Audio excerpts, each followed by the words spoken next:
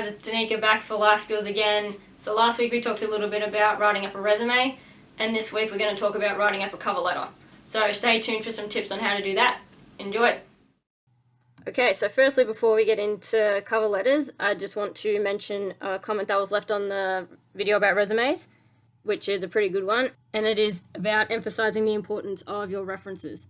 So their biggest tip around that was, when adding references to your resume, make sure to get that person's permission first and to always give them a heads up when you've applied for the job and use them as a reference. So that way it's not out of the blue and they're like, oh, what's this for? That way they know exactly what it's for and they're able to get into it straight away, which also can demonstrate some communication skills and just being aware.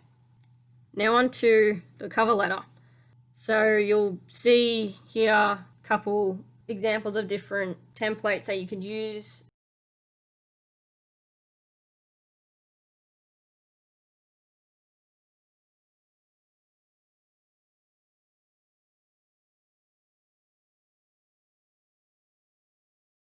I'm just going to use this as the one to run through it with you, and I'll also be using an example of a job description because they can come in really handy for when you are writing your cover letters. So firstly, as you can see, you stick with your name, your contact number, and an email, and then you would say, dear whoever, or if there's not a specific name, which on this example there isn't, you would just say to whom it may concern, and then you would say, like it shows here, you're writing to express your interest to whatever job. So for example here, it is a crew member at Hungry Jack's. You would then go on to say, if this is going to be your first ever potential job, you would go through some of those key things like we kind of went through on the resume. So you'd include some of your skills and like how you work and operate, I guess, in a school setting to provide examples of how you work. And again, including some strengths in there, which also is a good time to use some of those buzzwords that they've included in this one down here under skills and experience. So you can use like being part of a team, being able to follow procedures, and being able to work quickly.